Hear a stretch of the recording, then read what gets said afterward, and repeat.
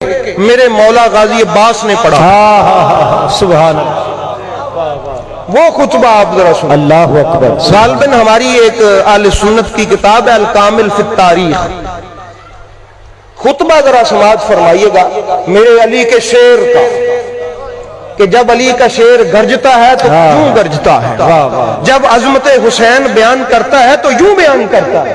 میں نے چاہا کہ عظمت حسین میں کیا بیان کروں، آپ احباب کے لیے تحفے کے طور پر ذرا سماعت فرمائیے گا.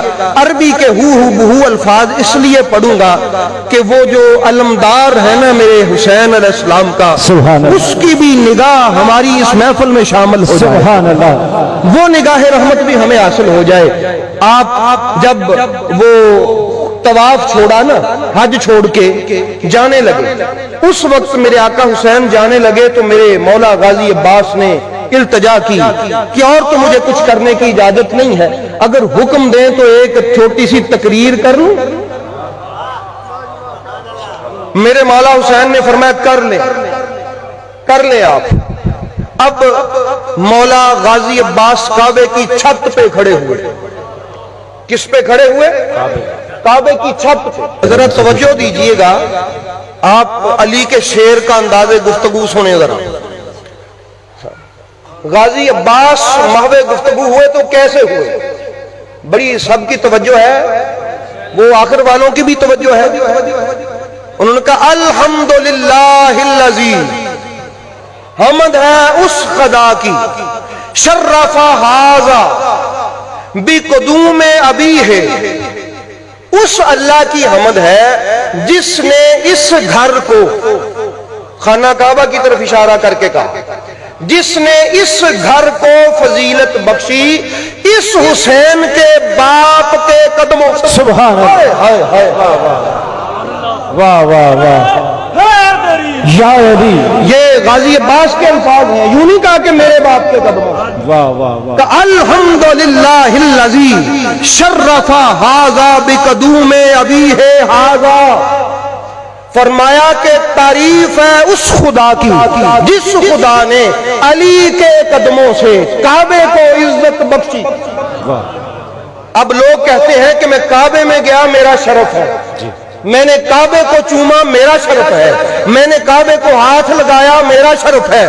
علی کا بیٹا بولا اللہ. لوگوں کے لیے کعبے میں جانا شرف ہو، کعبے کے لیے علی کے قدم شرف ہے. اور پھر فرمایا کہ اصبح قبلتن، یہ من فرمایا کہ یہ من بالامس بیتن اصبح قبلتن، کل تک یہ فقط اللہ کا گھر تھا، علی پاک کے قدم لگنوں کی برکت یہ ہے کہ یہ قبلہ بن گیا. سبحان اللہ. نبی کی رضا سے بنا، نبی کے چاہنے سے بنا، لیکن فرماتے ہیں برکتیں علی کے قدم کی. سبحان. مولا علی پیدا ہوئے تھے نا اس میں، کعبے میں کون پیدا ہوا تھا؟ آپ آگے فرمایا ایھا الکفرۃ الفجرہ. الفاظ سنیں، اوے کفر کے پیروکاروں اور فاجر و فاسق لوگوں، اتصدون طریق البیت لامام البرز، کیا تم اس پاک امام کے لیے خانہ کعبہ کا رستہ روکتے ہو؟ من ہوا حق بھی سائر البریت، اس سے بڑھ کر کعبے میں آنے کا حقدار اور کون ہے؟ غازی عباس فرماتے ہیں ومن ہوا ادنا بھی، اور اس حسین پاک سے بڑھ کر بیت اللہ کا قریبی کون ہے؟ واہ واہ. اگر اللہ کا کوئی قریبی ہے تو یہ سب سے حسین ہی قریبی ہے. لولا حکم اللہ الجلیت و اسرارہ العلیہ، اگر اللہ تعالیٰ کے عالی شان حکم اور اس کے اسرار میرے درپیش نہ ہوتے، میں آپ کو بتاتا پھر کیا ہوتا. واختبار البریت، اور لوگوں کے آزمائش میں مبتلا ہونے کا خوف نہ ہوتا. تو سنو میرے آقا حسین کی شان کیا ہے، سنو میرے آقا حسین کی شان کیا ہے. لوگ کسی آزمائش میں مبتلا نہ ہو جائیں، لوگ کہیں کسی آزمائش میں مبتلا نہ ہو جائیں، اس لیے ایسے نہیں ہوا. اگر یہ خوف نہ ہوتا تو پھر کیا ہوتا؟ لطار البیت الیہ قبل ان یمشی لدیہ، اس سے پہلے کہ حسین کعبے کی طرف آتا، یہ کعبہ اٹھ کے حسین کے قدموں میں. سبحان. یہ کعبہ خود اڑ کے حسین کا استقبال کرنے کے لیے جاتا ہے۔ تم کعبے کی بات کرتے ہو کہ ہم حسین پاک کو کعبے سے روکتے ہیں؟ انداز گفتگو سنا اور عظمت حسین کا لیکچر سنا غازی عباس سے آپ نے؟ حضور میرے غازی عباس فرماتے ہیں قد استلم الناس الحجر، لوگ حجر اسود کو چومنے میں شرف سمجھتے ہیں، والحجر یستلم یدیہ، اور حجر اسود میرے آقا حسین کے ہاتھ چومتا ہے۔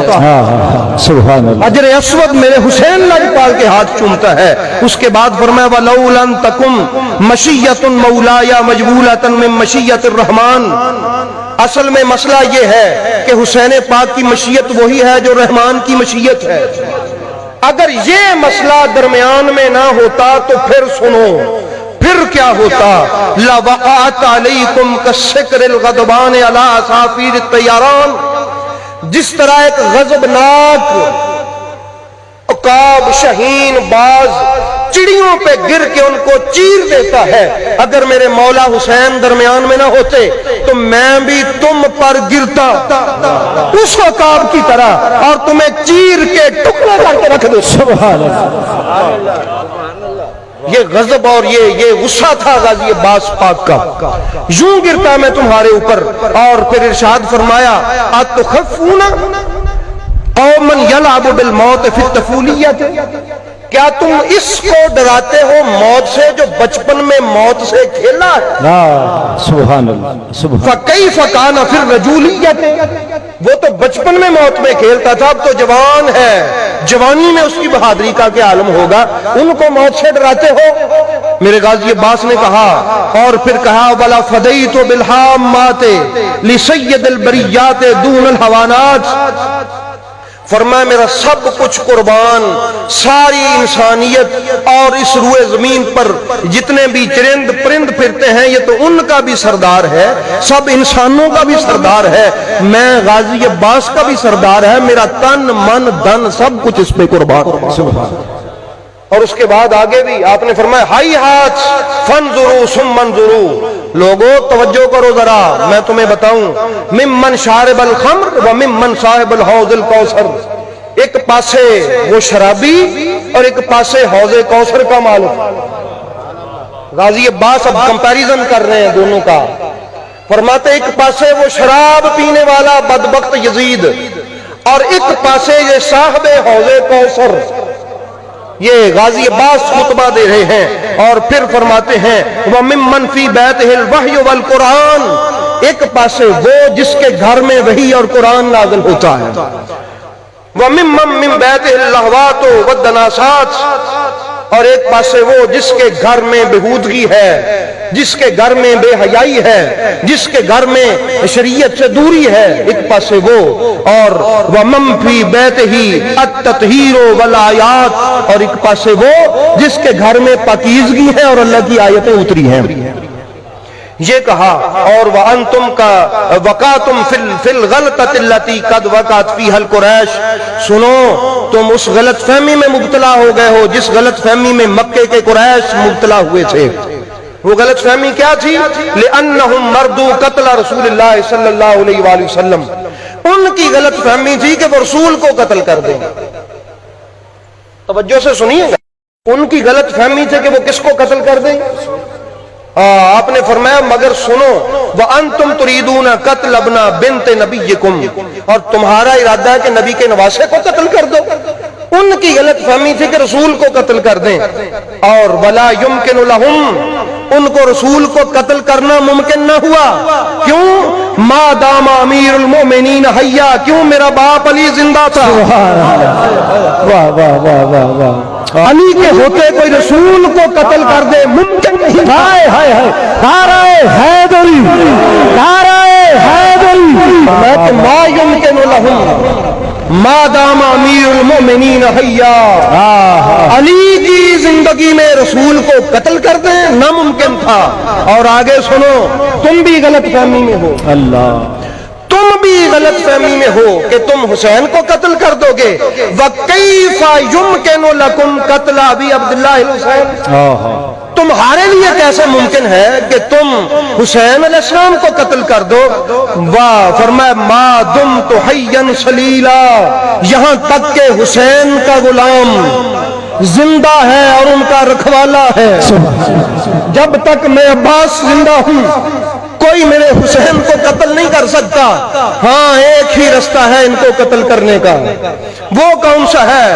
قالوا اخبرکم، آؤ میں تمہیں بتاتا ہوں وہ رستہ کون سا ہے۔ بادروا قتلی واضربوا عنقی، آؤ مجھے قتل کر دو، میری گردن اتار دو، لیحصل مرادکم، تاکہ تم اپنی مراد تک پہنچ جاؤ، مگر سن لو جب تک میں زندہ ہوں میرے حسین کا بال بکا نہیں ہوتا۔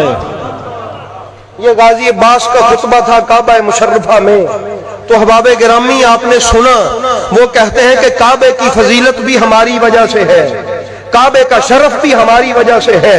اور یاد رکھیں اگر امت کے آزمائش میں پڑھنے کا مسئلہ نہ ہوتا تو پھر کبھی ایسے نہ ہوتا کہ امام حسین کعبے میں آتے، کعبہ ان کو سلام کرتے۔